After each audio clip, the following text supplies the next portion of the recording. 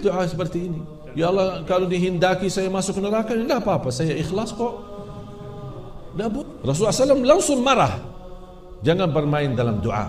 Berdoa dengan azam, bersungguh-sungguh. Dan keluarga, ibadah haji, zakat, sedekah. Bagaimana berhubungan dengan Yahudi, Nasrani, semua ada di suratul Baqarah. Jadi hampir separuh ilmu agama ada di suratul Baqarah. Dan meningkatkan, kita harus semangat untuk mempelajari Al-Quran, karena Al-Quran itu kalamullah. Dan salah satu kelebihan Al-Quran, tidak sama dengan ibadah yang lain. Kalau semua ibadah dilipatkan ganda oleh Allah, pahalanya 10 kali lipat. Setiap amal pahalanya 10 kali lipat. Kecuali Al-Quran, bukan setiap baca 10 kali lipat, bukan setiap tilawah 10 kali lipat, tapi hitungannya setiap huruf 10 kali lipat. Dan pahala sebesar itu tidak ada di hanya Al-Quran. Taurat, Injil, Suhuf Ibrahim Musa, Zabur, hadis Qudsi, hadis Nabawi, tidak ada. Hanya Al-Quran yang menjaminkan 10 kebaikan dari setiap satu huruf. Alif Lam Mim bukan satu huruf, walaupun kalimat pendek, kecil kalimatnya, tapi pahalanya 30 kebaikan. Bismillahirrahmanirrahim 19 huruf. Kita baca 19 huruf, tapi pahalanya mendapatkan 190. Bahkan kata guru saya, wal qari'u wal mustami' ajruhuma sawa. Yang membaca maupun simak, mendengar, pahalanya sama. Artinya yang tidak bisa baca, hanya simak, mendengar murattal, CD murattal atau YouTube dari murattal, tetap mendapatkan 10 kebaikan dari setiap satu huruf. Dan bahagia seorang yang memperhatikan Al-Quran atau sahibul Quran, yang menjadi sahabat sama Al-Quran, bersahabat sama Al-Quran, dia akan disertakan oleh Allah kemuliaan di dunia sampai akhirat. Kalau kita bersahabat sama Al-Quran, baru akan terjamin mendapatkan syafaatnya Al-Quran. Masing-masing punya teman kan? Punya teman. Walaupun antum bersama-sama di satu pesantren, tapi tidak semua bisa dikatakan saling akrab. Pasti ada di antara kita lebih akrab kepada teman yang lain. Mungkin perasaannya lebih cinta, lebih sayang, lebih hormat, lebih kagumi dengan temannya ini. Belum tentu perasaan itu bisa menyertai seluruh teman-teman yang ada di dekatnya. Itu namanya teman akrab atau sahib, sahabat. Ketika kita punya masalah, ingin curhat, lagi galau, lagi bosan, lagi stres, kita cari teman akrab itu. Kita sampaikan keluhan kita, pikiran kita. Bahkan bisa gara-gara teman akrab dan sahib yang baik, mungkin rahasia kita pun dia tahu, dan rahasia dia kita juga tahu. Saking begitu akrabnya mereka. Dan saya belajar, yang paling akrab untuk saya adalah Al-Quran. Saya lagi mau fikirkan satu masalah, baca Quran atau dengar Al-Quran. Saya milih, sahabatku adalah Al-Quran, temanku adalah Al-Quran, kehidupanku adalah Al-Quran. Jadi semua bagi saya Al-Quran. Kenapa? Karena Al-Quran akan mendampingi saya di dunia, mendampingi saya saat sakratul maut. Kalau teman akrab di dunia, belum tentu mau mendampingi kita saat sakratul maut. Belum tentu, apalagi kalau kita mati, kira-kira bersedia enggak dia menggantikan kita masuk ke kuburan? Jangan masukin teman saya mau dong, saya yang duluan di situ. Kira-kira mau enggak?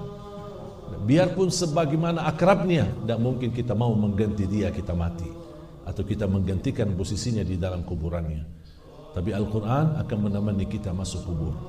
Al-Quran akan menemani kita saat dibangkitkan oleh Allah. Al-Quran akan menemani kita saat hisab. Al-Quran akan menemani kita saat menuju surga Allah dan jalan di atas sirat yang posisinya sangat jauh, tipis, tajam dan gelap. Al-Quran memberikan cahaya sampai kita mampu jalan di atas sirat sampai menuju surga. Apakah sudah sampai ke surga Al-Quran melepas? Tidak. Al-Quran berkenan masuk bersama kita ke surga. Apakah sudah masuk surga Al-Quran melepas? Tidak. Tapi Al-Quran membawa kita sampai ke derajat yang tertinggi di dalam surga Allah Subhanahu wa taala. Tak ada yang seperti Al-Quran bersedia menjadi teman sejati, bersama kita hidup dan mati sampai kita masuk surga. Ini satu-satunya ibadah yang Allah menyuruh kita amalkan di dalam surga. Kalau di dalam surga sudah tidak ada lagi ibadah. Istirahat, berenang di sungai madu, berenang di sungai susu, berenang di sungai khamar. Tapi khamar ladzatan lisyaribin, lazat, nikmat, bukan membuat kita mabuk. Kenikmatan yang luar biasa di dalam surga. Ketika di dalam surga tidak ada ibadah lagi, tidak ada salat, tidak ada tahajud, tidak ada witir, tidak ada haji, tidak ada umrah. Hanya Allah gerakkan lidah ahli surga untuk berzikir subhanallah walhamdulillah wa la ilaha illallah wallahu akbar. Pasirnya surga, tanahnya surga dan pasirnya adalah za'faran. Tidak ada pasir dan debu. Tahu kan za'faran? Dari batu dan batu-batu kecil di dalam surga adalah mutiara dan perlian. Ya, jadi kalau kita mau lembar teman kita, bagi perlian bukan bagi batu di dalam surga Allah Subhanahu Wa Taala. Begitu indahnya, tidak bisa dibayangkan. Kalau sekarang kita fikir, tidak bisa. Kemampuan akal akan terbatas. Karena Rasulullah SAW bersabda, "Fiha ma la 'ainun ra'at, wa la udhunun sami'at, wa la khatara 'ala qalbi bashar." Tidak pernah mata mempandanginya dan tidak pernah otak memfikirnya atau bisa merasakan keindahannya, bahkan tidak pernah dibayangkan oleh seorang hatinya. Begitu indahnya dan kemuliaan surga. Satu-satunya ibadah yang disuruh oleh Allah kita kerjakan dan kita amalkan adalah baca Quran. Kenapa Allah menyuruh kita baca Al-Quran dalam surga? Karena itu kaitan dengan darajat kita di surga. Menentukan darajat kita di surga sesuai bacaan Al-Quran. Rasulullah SAW bersabda, yuqalu li sahibil Quran. Coba, awal hadis apa? Sahibil Quran, yang bersahabat sama Al-Quran, yang tidak pernah bosan sama Al-Quran, tidak pernah lewat satu hari tidak baca Al-Quran. Bahkan ketika lewat beberapa jam saja dia merasa merindukan Al-Quran, sebagaimana dia merasa merindukan sahabatnya dan temannya. Yuqalu li sahibil Quran, ini sudah di dalam surga. Dia mendengar panggilan. Yuqalu li sahibil Quran, iqra, bacalah, warqa, naiklah, warattil kama kunta turattilu fid dunya. Berarti giliran kita di surga sesuai tartil kita di dunia. Semakin banyak kita perhatikan tartil, bacaan, hafalan dan lain sebagainya, akan dapat juga sama balasannya di dalam surga. Warattil kama kunta turattilu fid dunya. Allah ikatkan nasibmu, darajatmu di surga tergantung tartilmu di dunia. Warattil kama kunta turattilu fid dunya fa inna manzilataka 'inda akhir ayatin taqra'uha. Karena posisi darajatmu adalah di mana kamu berhenti membaca. Siti Aisyah dari hadis ini, apa kata Siti Aisyah radhiyallahu anha? Adadu darajatil jannah bi'adadi ayil Qur'an, falaysa fi ahli al-jannah a'la darajatan min ahli al-Qur'an. Tingkatan dalam surga Allah sesuai jumlah ayat Al-Quran. Oleh karena itu tidak ada yang lebih tinggi daripada ahlul Quran di dalam surga Allah Subhanahu Wa Taala. Baca naik, baca naik, baca naik, terus sampai insyaallah ke Firdaus Al-A'la. Di situ ada para nabiyyin, siddiqin, syuhada dan salihin. Beda sama orang yang ingin surga tapi tidak apa-apa dekat pintu, ya Allah, tidak apa-apa dekat pintu. Sampai ada orang saya dengar doanya, ya Allah, kalau saya masuk surga walaupun dekat pintu tidak apa-apa. Ya Allah, kalau engkau takdirkan saya masuk neraka tidak apa-apa. Kok doanya begitu sih? Tidak boleh doa seperti ini. Ya Allah, kalau dihendaki saya masuk neraka tidak apa-apa, saya ikhlas kok. Tidak boleh begitu. Kita harus memohon dengan sungguh-sungguh azam. Ya Allah, ij'alni min ahli jannah, nas'aluka al-jannah wa a'udzu bika minan nar. Allahumma ajirni minan nar wa qini adzaban an-nar. Kita harus bersungguh-sungguh dalam doa. Rasulullah SAW pernah ketika ada seorang berdoa, Allahumma ighfir li in syi'it.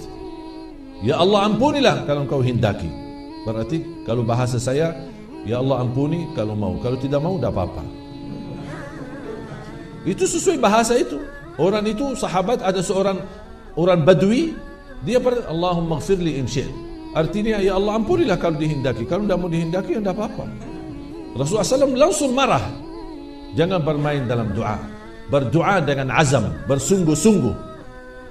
Allahumma ighfir li, Allahumma arhamni, Allahumma waffiqni.